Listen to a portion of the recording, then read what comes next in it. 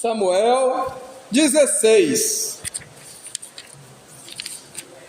Quem conhece Samuel? Samuel foi filho de quem? Alguém sabe me dizer? Samuel foi filho de? Ana. Ana, isso mesmo. E Samuel 16. E diz a Bíblia que Ana não podia ter filhos, não foi isso? E Ana pedia e um dia recebeu. Só que ela recebeu porque ela fez uma promessa para Deus. Alguém lembra da promessa? Ela falou: se tu me deres um filho, eu vou fazer o quê? E eu vou mandar ele para o templo. E ele vai ser auxiliar de Eli, do sacerdote. Ele vai trabalhar no templo, vai viver no templo, vai morar no templo. E diz a palavra de Deus então que Ana teve o filho, colocou o nome de Samuel e cumpriu a sua promessa, mandou ele para o templo. E Deus abençoe, homem. E aí, diz a palavra de Deus lá em 1 Samuel 3, que certa vez, quem que chamou Samuel? Deus, lembra? Deus pegou e falou assim: Samuel. E o que Samuel fez? Alguém lembra? Correu para Eli. Samuel corre até Eli. E aí Eli pega e fala: vai te deitar, ninguém te chamou não. E volta Samuel para a cama. E de novo Deus chama: Samuel. E Samuel faz o quê? Corre para Eli de novo. Eli: oxe, não tem ninguém te chamando aqui, vai te deitar. Pois Deus torna a terceira vez chamar Samuel, e Samuel corre a Eli. Então ele entende que é quem chamando o menino? O Senhor. E aí Eli pega e fala assim, ó: quando essa voz te chamar, tu fala Senhor, porque o teu servo ouve. Tornou-se Samuel a deitar, e pela quarta vez Deus chama. E Samuel então pega e fala assim para o Senhor: Senhor, fala, porque o teu servo está escutando. E aí Deus então fala.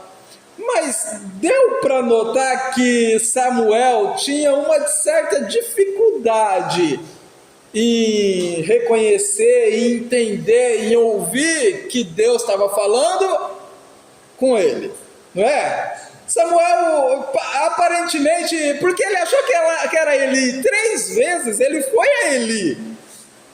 E quando nós lemos 1 Samuel 16, o nosso foco, o foco de quem prega, o foco de quem lê, é Davi. Só que agora nós vamos tirar o foco de Davi, porque aqui é a unção de Davi. E nós vamos colocar o foco agora na pessoa de Samuel. Bem lembrando do que nós acabamos de ouvir, que ele tinha uma certa dificuldade em entender a voz de Deus, em ouvir Deus, em saber que era Deus que estava falando. Ele tinha uma certa dificuldade lá no início.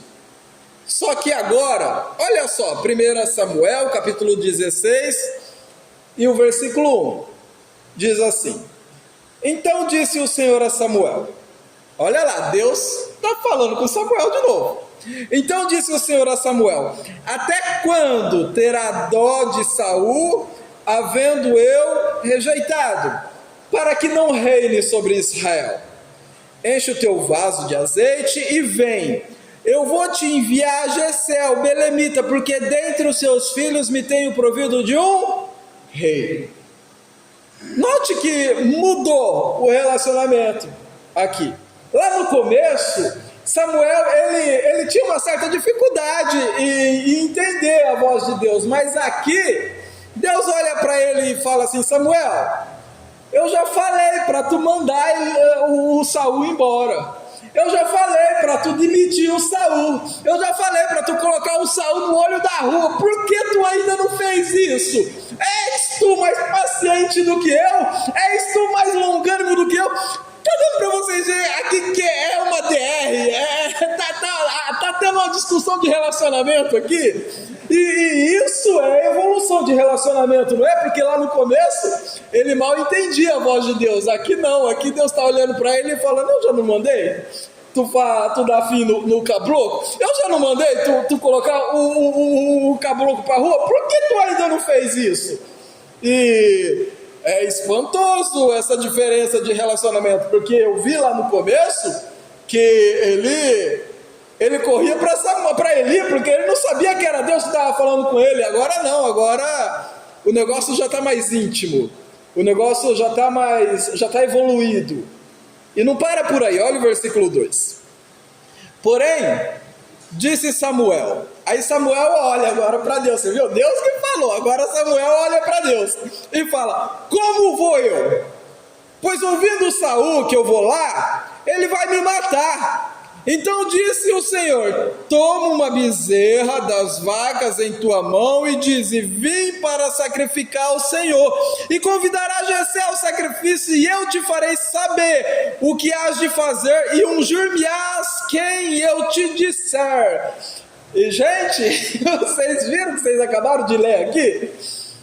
Deus, tomara que eu não peque por falar isso, mas Deus e Samuel estão criando um plano, estão criando uma estratégia, ocultando o propósito original para poder fazer funcionar todo o projeto. Não foi isso que nós acabamos de ver aqui? Samuel olha para Deus e fala: eu vou lá, porque se eu for lá, Saul vai ficar sabendo, e se Saul ficar sabendo que eu vou ungir outro rei, ele vai me matar. E Deus olha para ele e fala: espera aí, vamos fazer assim então.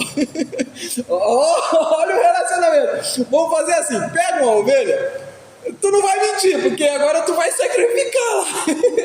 Pega uma ovelha e leve junto contigo. E se alguém te perguntar, tu não fala que vai ungir, tu fala que vai sacrificar. E aí tu pode ir, porque se a gente fazer desse jeito, aí não tem como Saul descobrir e Saul não te mata.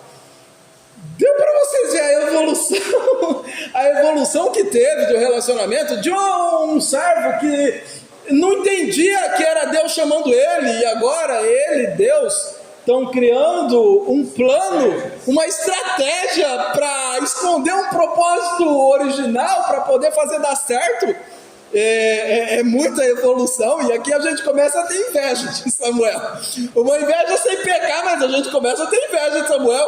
Oxalá que nós pudéssemos ter um relacionamento assim com Deus, não é? Oxalá que pudéssemos ter Deus como um amigo, como Samuel tinha. E não para por aí.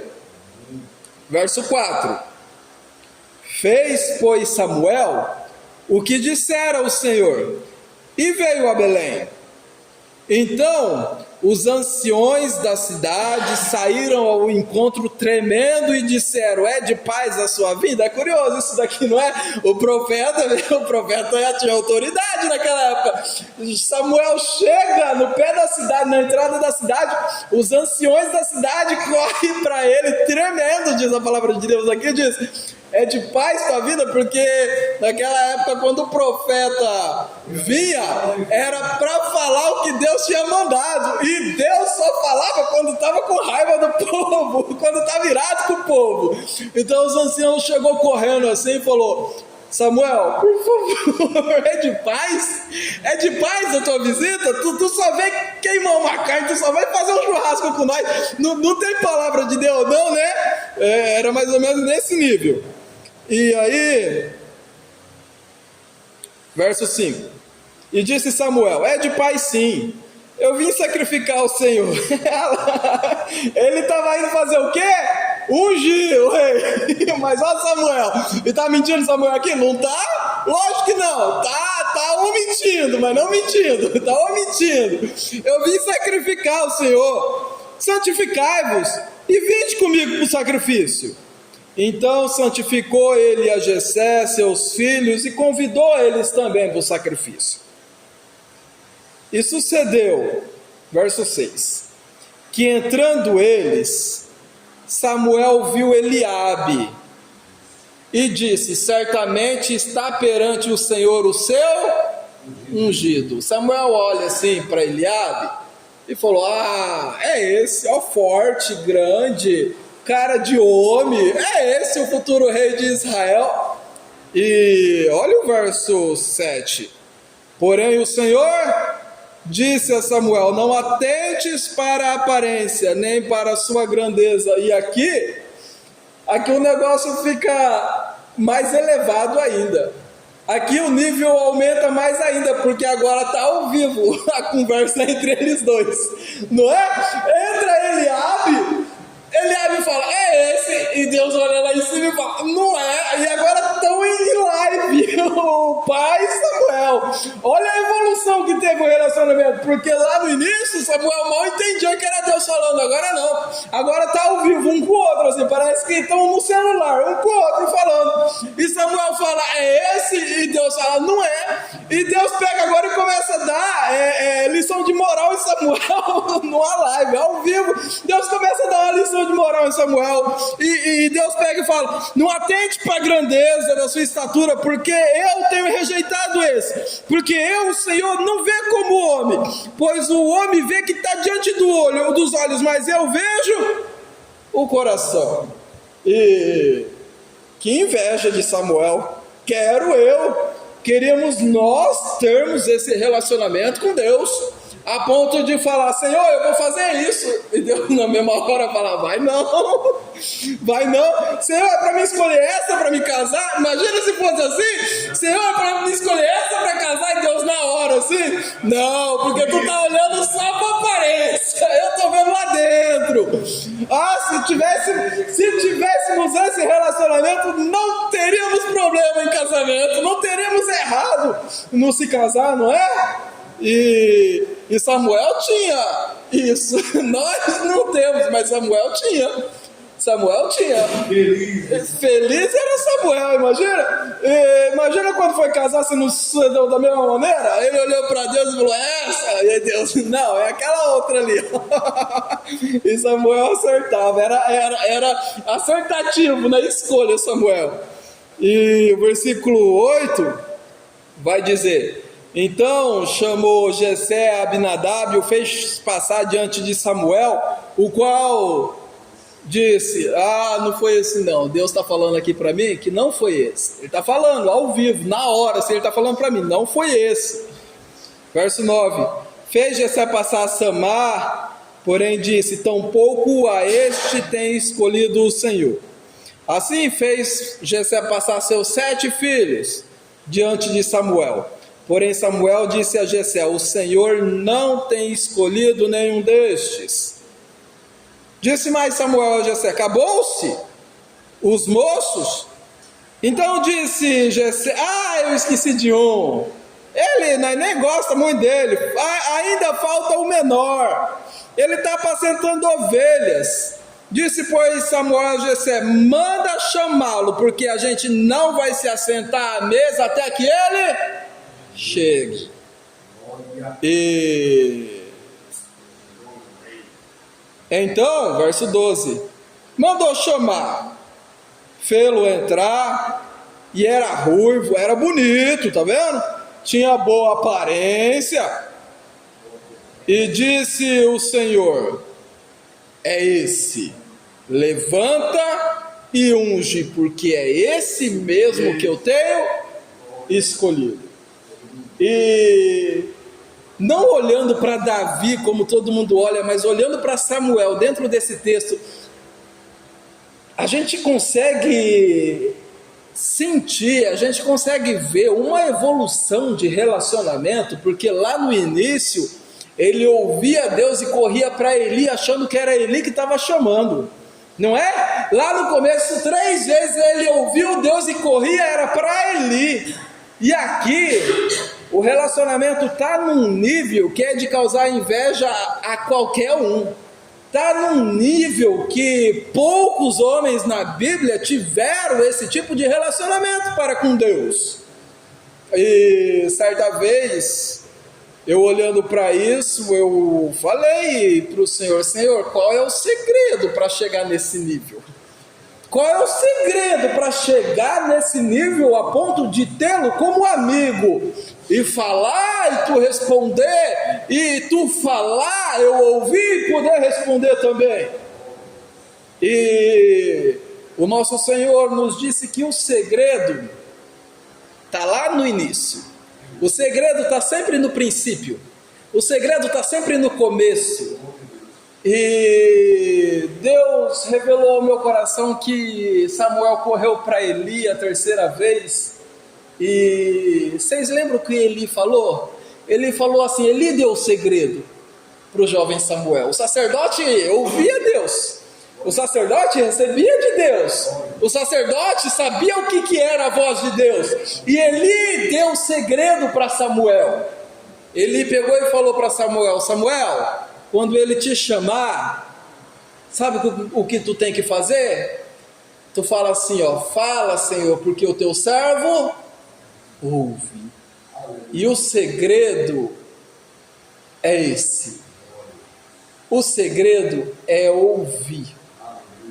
Porque ouvir é algo que nós temos dificuldade. Nós dobramos o nosso joelho e nós só falamos. Nós não paramos para ouvir. Nós dobramos o nosso joelho e só sai palavras da nossa boca e por algum momento, pergunto a vocês, ficamos em silêncio para poder ouvir a voz de Deus? Não! Quando nós já estamos cansados de tanto falar, nós simplesmente levantamos da cadeira, levantamos da nossa cama, nos deitamos e vamos dormir. E não damos tempo para ouvir a voz do Espírito Santo de Deus. Para Samuel ouvir a Deus, ele teve que ficar em silêncio. E o segredo para ouvir a voz de Deus é a espera. O segredo para ouvir a voz de Deus é você esperar em silêncio. Nós devemos sim falar, devemos contar para Ele todas as nossas dificuldades, devemos contar para Ele como foi o nosso dia, devemos nos comunicar com o nosso amado, mas quando faltar as palavras, a gente tem que continuar lá esperando nele. A palavra espera dentro das Sagradas Escrituras nos diz isso. O que é esperar dentro das Sagradas Escrituras? Esperar é esperar. Esperar, o que é esperar, Diego? Esperar é você dobrar o joelho e ficar lá até ouvir a voz dele, porque a carne não consegue ouvir a voz dele. E se a carne não consegue ouvir a voz dele, se é o nosso espírito que ouve a voz do Espírito Santo, como diz 1 Coríntios 2, logo a carne tem que morrer para que nós possamos conseguir ouvir a voz dele. E a carne só é morta na espera, porque a carne não suporta esperar. Quem que gosta de ir para um hospital, pegar uma senha e ficar lá esperando horas e horas? Ninguém gosta, porque a carne não suporta esperar. A carne quer o agora, a carne quer o pra já. E o único método de nós matarmos a carne para ouvir a voz de Deus, sabe qual que é? É esperarmos, é ficarmos lá. Olha o Salmo 40, esperei e ele se inclinou para mim e ouviu a minha voz. Olha lá, o que é isso? É o salmista Davi falando. O homem, segundo o coração de Deus, foi o homem que mais falou sobre espera. O que é esperar? É continuar lá, porque uma hora ele vai se inclinar para nós e ouviremos a voz dele e ele ouvirá a nossa. Os jovens se cansam, se fadigam, mas aqueles que esperam no Senhor renovarão as suas forças espirituais. Aqueles que esperam no Senhor, aqueles que esperam no Senhor renovarão as suas forças. Desde a antiguidade não se viu com os olhos, não se ouviu com os ouvidos um Deus além do nosso. E o que ele faz? Ele trabalha para quem nele espera. Vamos para a segunda Reis. Vamos entender o que é a espera na oração e o quão necessário ela é para que possamos ouvir a voz de Deus. Se queremos ouvir a voz de Deus, nós precisamos ficar em silêncio na oração. A oração é o nosso contato, a oração é o nosso relacionamento, a oração é a nossa intimidade, e na maioria das vezes só parte de nós, e nós falamos, mas para ter relacionamento tem que ter ação das duas partes, e muitas das vezes nós não deixamos, porque o Espírito Santo é uma pessoa extremamente sensível, educada, e ele não vai tomar a frente se não for dado a liberdade. Olha 2 Reis capítulo 2. 2 Reis capítulo 2, a gente vai usar uma simbologia aqui para chegarmos a um ponto, tá, meus irmãos? Porque aqui Elias é levado ao céu num redemoinho, e Eliseu, cai a capa de Elias, e Eliseu veste a capa e fica cheio de, a porção dobrada de Elias recai sobre a vida de Eliseu. Amém? Olha lá, qual é esse texto? Esse texto é famoso. Elias alcança o céu e Eliseu fica cheio de poder. É isso que nós vemos nesse texto. Cada um de nós somos compostos de dois tipos de homens, de dois tipos de natureza, a natureza espiritual e a natureza material. Eu tenho o meu homem espiritual dentro de mim e eu tenho o meu homem material. E na oração, o homem espiritual toca os céus, representando Elias. O homem material é cheio de poder, representando Eliseu. Aqui é uma simbologia do joelho dobrado, aqui é uma simbologia da oração, do homem que vai alcançar o céu, o meu homem espiritual, e o homem que vai ser cheio de poder, o meu homem material. E eles partem, diz a palavra de Deus, versículo 1, e eles partem de Gilgal. E sucedeu que quando o Senhor estava para elevar Elias no redemoinho ao céu, Elias com Eliseu partiram de Gilgal. E se a gente for estudar um pouco na Bíblia o que significa Gilgal, Gilgal tinha um outro nome, era uma cidade que tinha um outro nome. E diz a palavra de Deus que Josué chegou com o povo de Israel nessa cidade, e Deus pegou e falou assim para Josué, falou: Josué, eu quero que você circuncide todo macho israelita, eu quero que você corte a carne de todo macho israelita. Josué, pois, então fez isso, e diz a palavra de Deus que a partir daquele momento aquela cidade passou a se tornar, passou a ter um novo nome, e ela passou a ser chamada de Gilgal. Gilgal é o lugar onde você corta a carne. Gilgal é o lugar onde você mata a carne, e o primeiro passo da oração, a gente está de joelho dobrado, e o primeiro passo da oração é a gente fazer morrer a carne, porque vai vir aquela vontade de levantar e assistir um jogo de futebol, vai vir aquela vontade de levantar e assistir um filme, vai vir aquela vontade de levantar e assistir a novela, vai vir aquela vontade de levantar e ir para o banheiro, vai vir aquela vontade de levantar e ir dormir. Só que nós temos que vencer a carne, nós temos que matar a carne, a gente tem que continuar lá de joelho dobrado, a gente não pode sair de lá, a ponto de que, olha o versículo 2, Elias, o homem espiritual, vai testar o homem material, o homem espiritual vai dizer: fica-te pois aqui em Gilgal, porque o Senhor está me enviando para Betel. E o homem material vai ter que falar: vive o Senhor, vive a tua alma, eu não te deixo. Isso é vencer a carne, isso é matar a carne, e assim os dois vão chegar onde? Vão chegar em Betel. E Betel é lugar de adoração, Betel é lugar de louvor, passou a se chamar Betel, o nome da cidade era Luz. E Jacó, fugindo de Labão, vai andando pelo deserto, dá sono, ele pega uma pedra, põe por travesseiro, e aí ele tem um sonho. Vocês lembram que sonho que era? De uma escada que tocava os céus, e anjos desciam e subiam por ela. E aí ele, acordado daquele lugar espantoso, diz assim: terrível é este lugar não é outro senão a casa do céu, de Deus, essa é a porta dos céus. E a partir daquele instante, aquela cidade que antes chamava-se Luz, passou a se chamar Betel. Betel é lugar de adoração, e depois que vencermos a carne, a gente está de joelho dobrado ainda, depois que vencermos a carne, depois que matarmos a carne, nós acessamos Betel.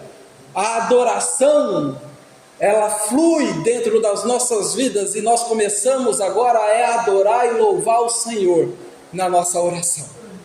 E você vai ver que isso realmente é evidente e acontece nas nossas vidas. Faça um teste essa noite.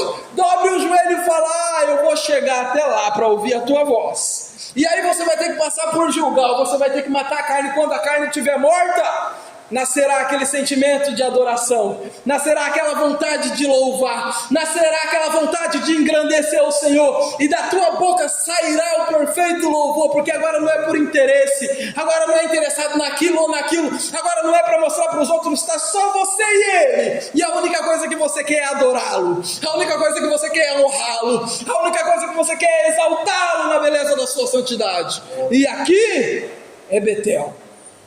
E o homem espiritual vai testar novamente o homem material e vai dizer, cadê o versículo? Versículo 4, fica aqui em Betel, homem material, porque o Senhor está me enviando para Jericó. E o homem material vai ter que falar para o homem espiritual: vive o Senhor, vive a tua alma, que eu não largo de ti, juntos nós vamos para Jericó. E depois que o seu ser estiver revestido da adoração, estiver revestido do louvor de Betel, você chega em Jericó. E Jericó é lugar de quebrar muralhas.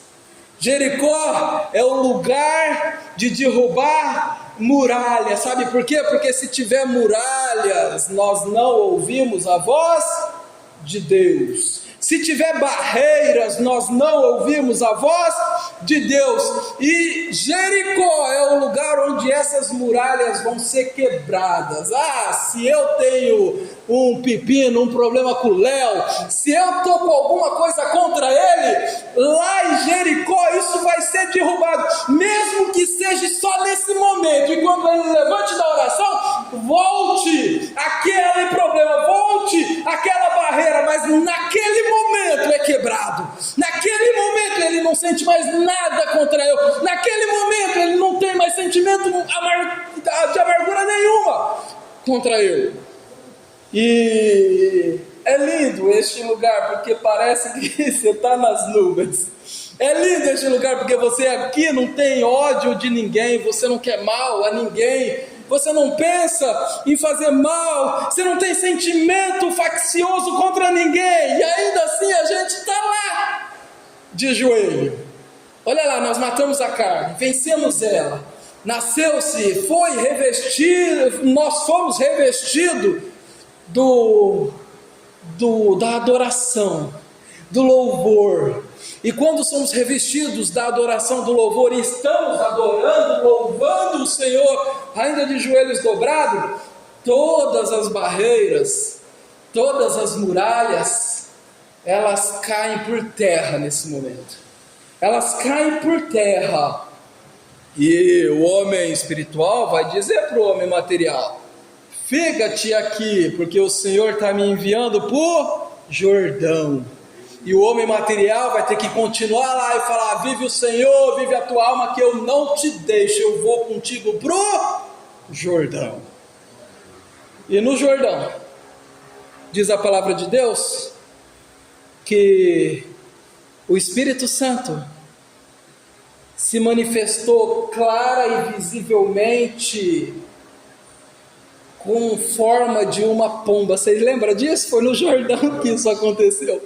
Foi no Jordão que o céu se abriu e uma voz disse o quê?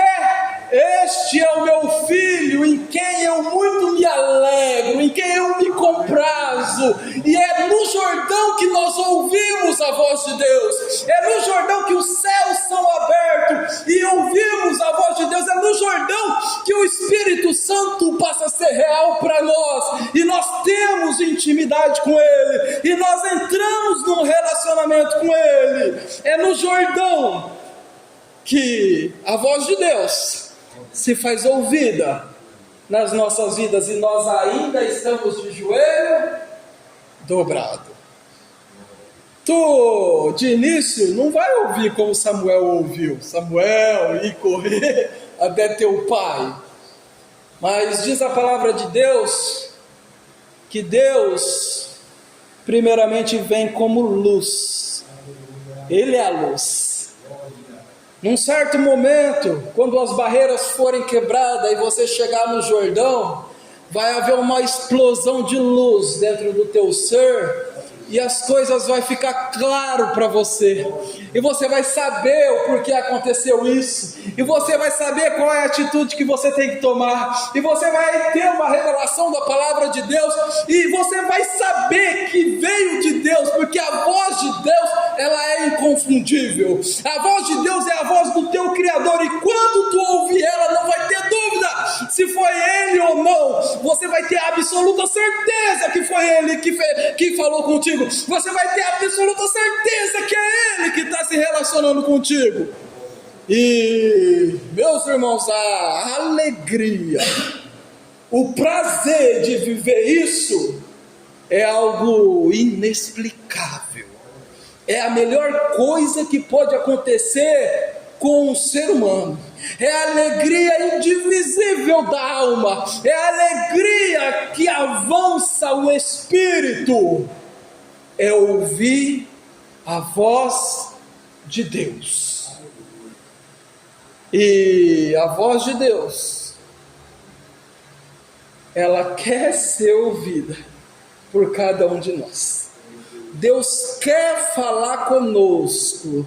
Deus quer ainda esse relacionamento. Ele só quer que nós passemos por essas etapas e alcancemos o Jordão, porque se alcançarmos o Jordão, se mantivermos o joelho dobrado lá e alcançarmos o Jordão, nós ouviremos a voz de Deus. As respostas que nós precisamos está lá no Jordão. O que fazer se eu faço isso ou aquilo está lá no Jordão. Se eu fico aqui ou vou embora, a resposta está lá no Jordão. E quando tu escutar ela, e quando ela for ouvida pelo teu coração, ela é poderosa, ela cria, ela gera. E aí, mesmo que a escolha dele fosse diferente da tua, não vai haver tristeza no teu coração, não vai haver dificuldade em você aceitar a escolha dele, porque a escolha dele,